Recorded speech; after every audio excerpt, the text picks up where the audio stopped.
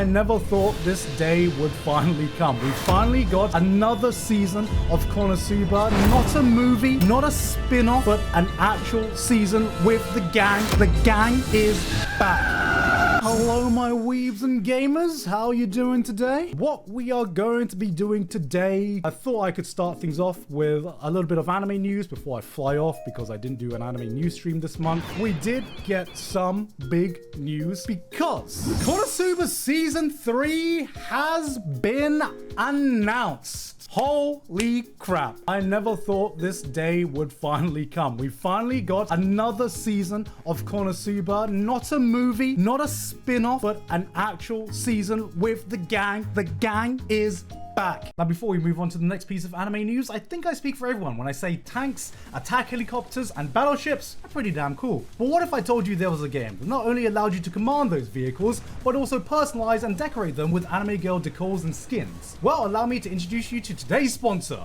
War Thunder, a free-to-play multiplayer epic military action game featuring a huge variety of air, land, and sea vehicles. Being exclusively available for PlayStation, Xbox, and PC, War Thunder does not mess around when it comes to its graphics. Just look at this attention to detail. Realistic fire and dust effects being carried by the wind, building up grime and dirt on your vehicles that actually gets washed off when you drive through water? Damn. Now that's a 10. But wait, even with all that realism, they still let you fully customize your vehicles? And not just with cool military decals, but with anime skins as well?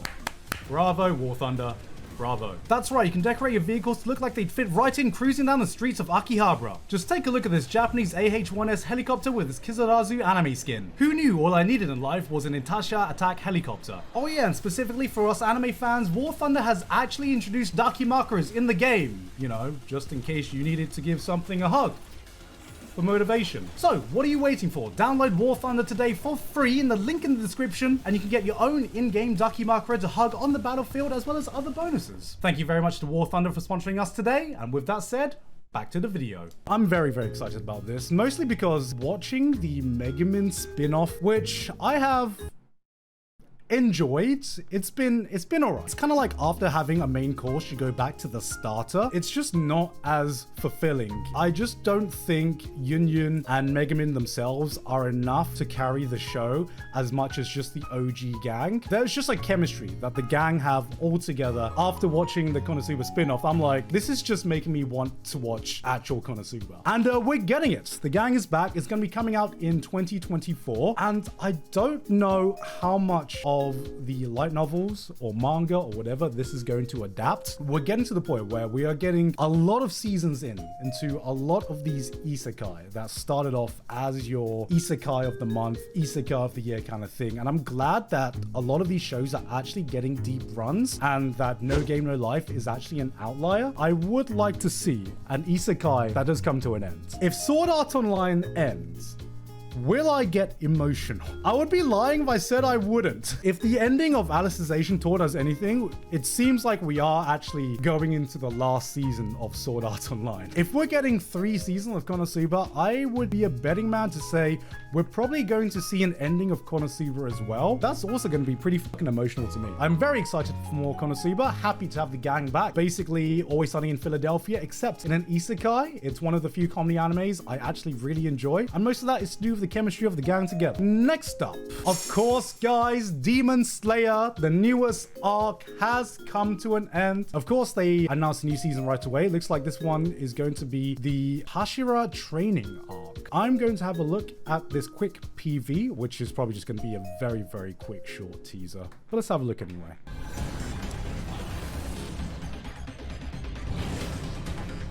Oh, this is going to be a PNG trailer, isn't it? My favorite gacha games. Look, it's all the 5-star, guys. I don't know what this arc is going to be about. It seems to be involving all of the Hashiras, which I'm glad. So, how many have we not seen? We haven't seen this dude. I don't think we've seen this dude. This dude gives me weird vibes. If there's one thing I hope about this new season of Demon Slayer, is that it's better than the Demon Slayer than we just got. Most boring arc incoming? No, don't say that. I thought we just got off a boring arc. No. This is gonna be the arc where people are like, yo, Demon Slayer fell off. I said in my spring anime tier list that this was probably the weakest season of Demon Slayer since the first half of season 1. And now that it has ended, I still go by that statement. I made the prediction that you can never discount Demon Slayer until the final episode, and then the final episode came out, and I was like,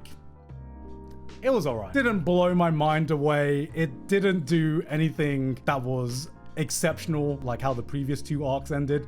It was alright. I never thought just having an arc with like fellow Hashiras would be less interesting and make me miss the OG gang, man. Moving on, Spy Family. Spy Family is back. It seems like this is going to be... Is this going to be a second season or a film? Oh, it's a fucking movie. No, it's going to be a filler movie, isn't it? Okay. Well, the thing about Spy Family, I think it could work all right as a movie. Pretty much every Shonen Jump movie that's not a canon movie is like the most 6 out of 10 to 7 out of 10 experience I can think of. It's all right, but I always like forget about it immediately. I never see anyone get super hyped over Spy Family, but no one ever complains about it. No one's like, oh, you're watching Spy Family? Fucking disgusting, man. Get better taste. But no one's like, yo, Spy Family, let's go. I'm so hyped. It's like ordering a chocolate ice cream. It's just like safe comfort food that you're just like, you'll know you'll enjoy, but you know is not gonna like blow your mind or anything. Spy Family is just the most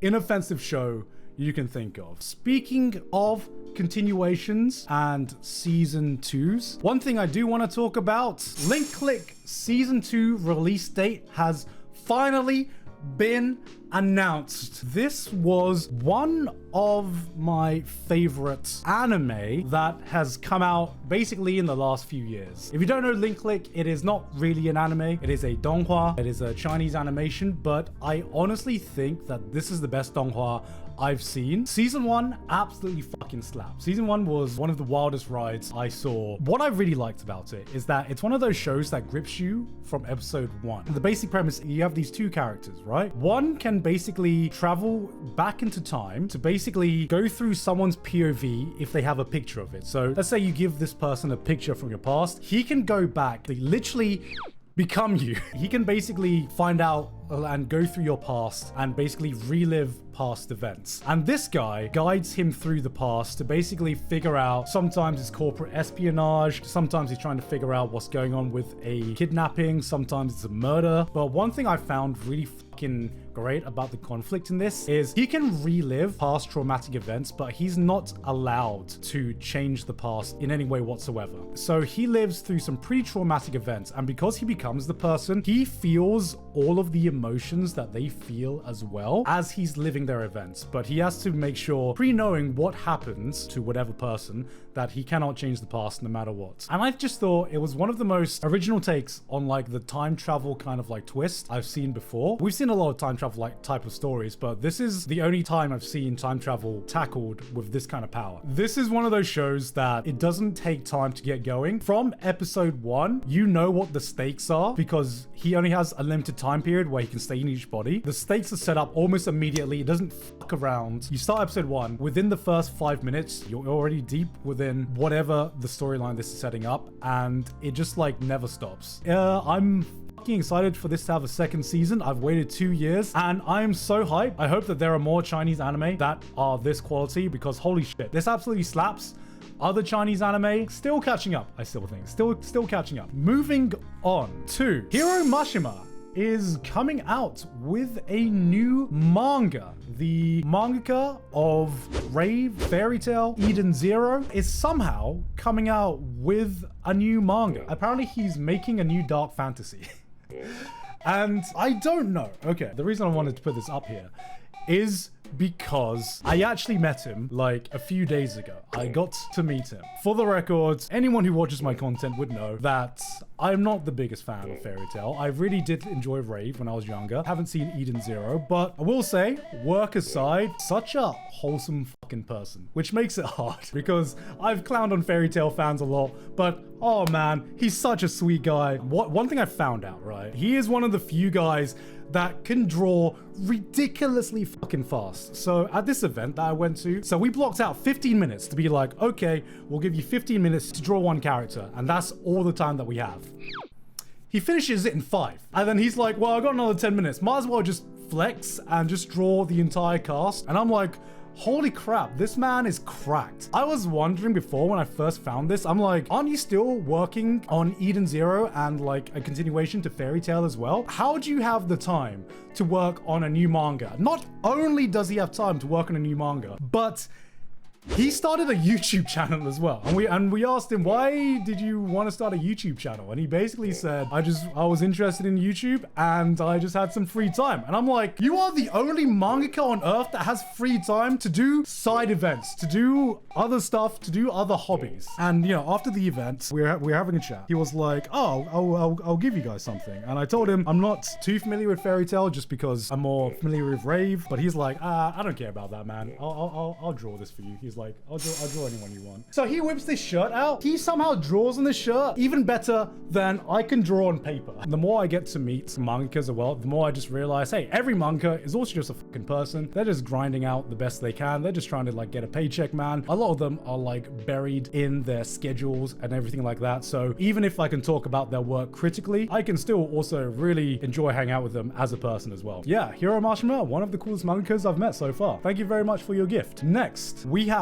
Oshinoko's opening theme song topped the Billboard Global Chart. When I saw this headline, I was like, holy fuck, that is insane. It is the first Japanese song to top the Billboard Global Charts. I gotta give a standing ovation to Yasobi because it's super weird. Not only because I'm gonna be that guy, I have liked their work for a while, even before they started doing anime openings. So it's been really fucking insane seeing them doing some really good anime openings. Honestly, the opening to Oshinoko, just kind of a bang. Even though I've been a fan of their previous work, when I heard this opening, I was like, holy shit, you guys, you've outdone yourself. So I'm glad that it's getting the attention that it deserves. But the thing that blows my mind the most, Oshinoko. I knew that it had an opportunity to get popular. I didn't know it would get this popular. When I think about the anime of the season, kind of like what everyone's talking about, I think of shit like Demon Slayer. I think of shit like Jujutsu Kaisen. Oshinoko is so